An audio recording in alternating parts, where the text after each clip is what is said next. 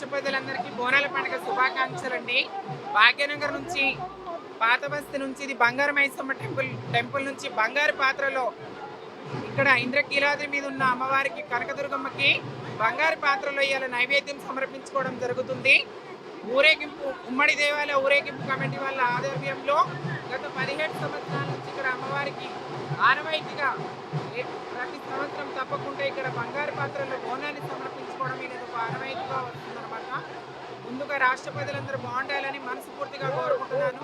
సకాలంలో వర్షాలు మంచిగా పడి పాడి పంటలు గొడ్డు గోదాలు అన్నీ మంచిగా ఉండాలని మనస్ఫూర్తిగా కోరుకుంటున్నాను. ఉమ్మడి రాష్ట్రపతులందరికీ బోనాల పండుగ శుభాకాంక్షలు అందరికీ.